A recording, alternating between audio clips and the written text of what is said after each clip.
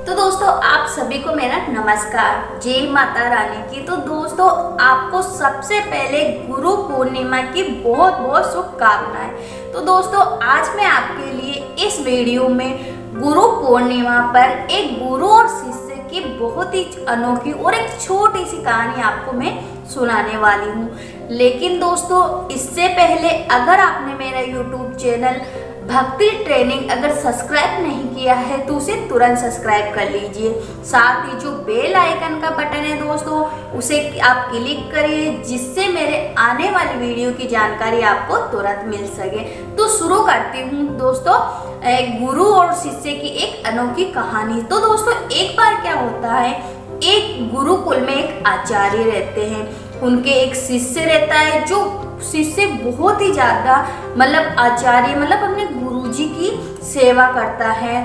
गुरुजी भी अपने शिष्य से सेवा भाव से बहुत ही ज्यादा प्रभावित होते हैं। जब शिष्य की शिक्षा पूरी हो जाती है तो वह अपने गुरुजी के पास जाता है। गुरुजी उसकी सेवा भाव से बहुत ही ज्यादा प्रभावित होते हैं और उसे आशीर्वाद के रूप में एक दर्पण देते हैं, एक कांच देते हैं। तो वह दर्पण लेकर बहुत ही ज्यादा खुश होता है।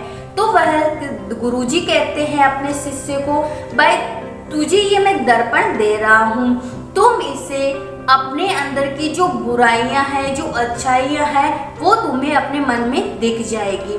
यह लेकर वह शिष्य बहुत ही ज्यादा प्रसन्न होता है।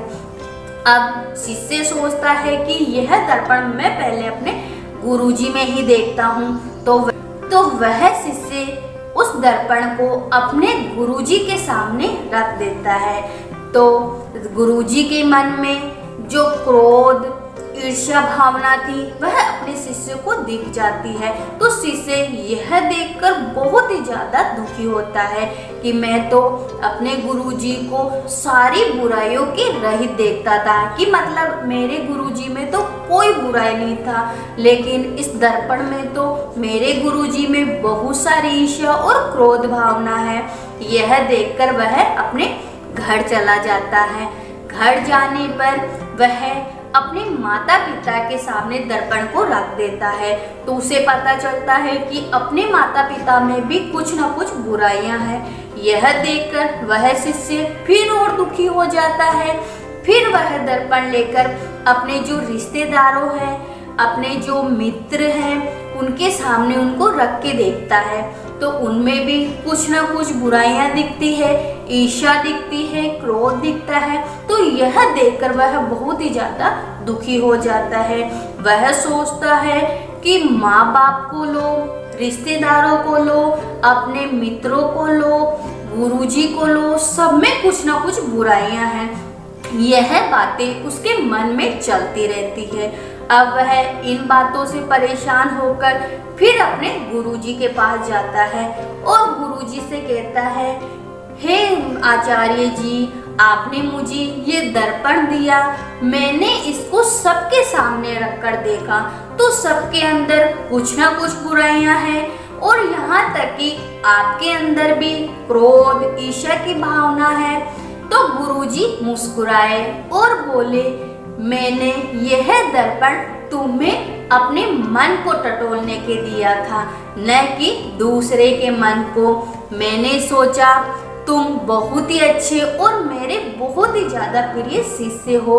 मैं तुम्हें यह दर्पण इसलिए दिया कि तुम अपने अंदर अपनी बुराइयां, जो तुम्हारे मन में कमी है, वो तुम अपने अंदर देख सको और उनका अंत करके एक अच्छा इंसान बन सको, न कि तुम दूसरों की बुराइयां देख सको। जो व्यक्ति दूसरों में बुराइयां देखता है वो हमेशा ही दुख पाता है, तकलीफ में रहता है। यह दोस्तों सत्य की बात है। व्यक्ति अपने दुख से इतना दुखी नहीं होता है दोस्तों, जितना कि दूसरों के सुख से होता है।